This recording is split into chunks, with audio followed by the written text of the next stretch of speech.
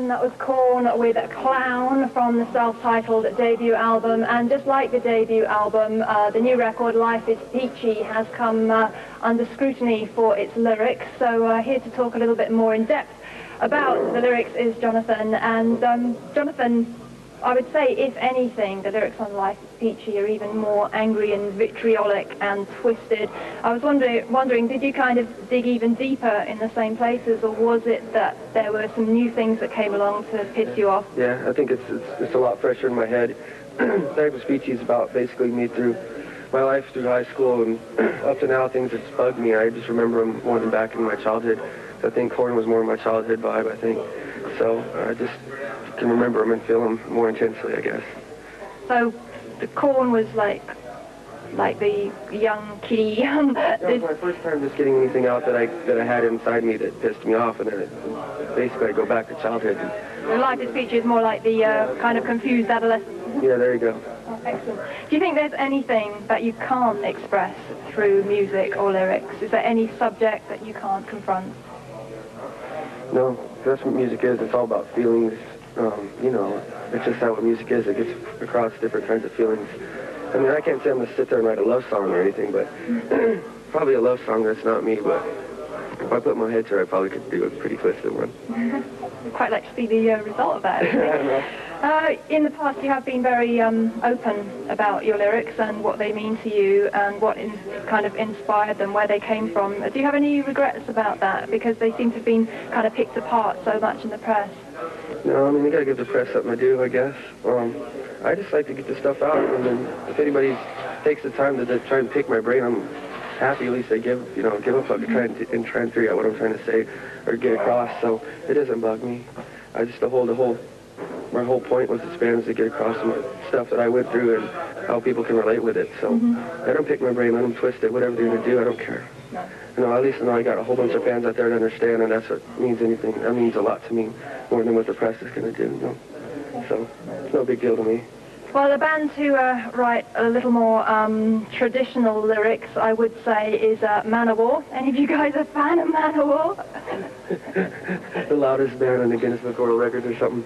You know, honestly, I've never listened to Manowar. I have no clue what they're like. But we had a bus driver that had a Manowar leather jacket. He used to drive them around, so I heard they're good. And then when at the Sepultura, they called at the ranch, they called it Manowar Level. So I've heard about them. So let's check it out. Well, we're going to, because Headbangers Ball is presenting the Manowar tour right across Europe. The Kings of Metal are coming to a town near you very soon. And here to introduce the tour dates in his own inimitable style is bassist Joey DeMeo. And here's why you should go down and check out Manowar live. Headbangers Ball joining the guys in the early stages of their European tour, and Fieldy and Jonathan are with me for this next interview. And in fact, we just enjoyed the delights of Morbid Angel with a very fine video, God of Emptiness, chosen for us by Fieldy. So are you pleased to see that video again? Yep. Love that video. I love that song too. Good.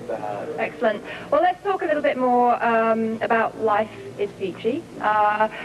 Whilst the lyrics are very intense, there are some kind of lighter moments on the album, say like the bagpipes on Lowrider.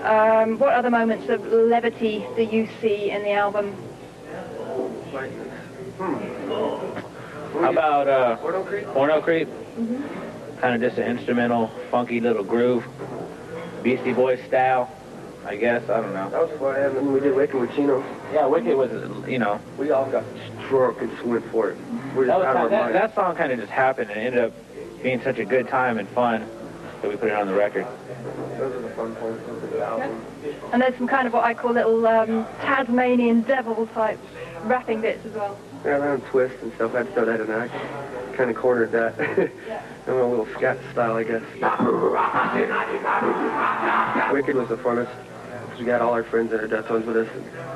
Chino was up there, and we were all drunk. We was having a good time, so those were fun, really fun parts. Yeah.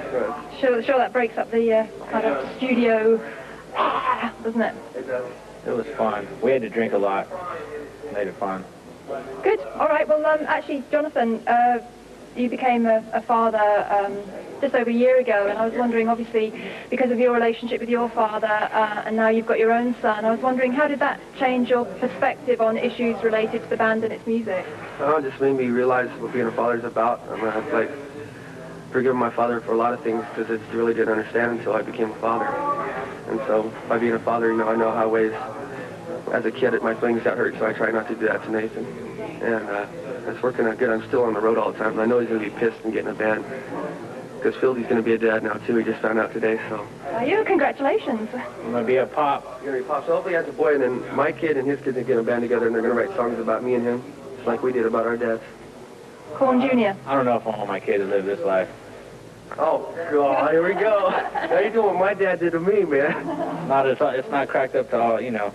He said I'm doing what he's going to do. I'll let him do whatever he wants. But it'll probably be a girl. My girl will kick your kid's ass. No. He'll hook up with her, and then we'll be in trouble. Oh, no. My kid and his kid's going to have a baby together. You're going to have a creche out on the road, I think. Get all the Korn babies. I'm keeping my girl away from you.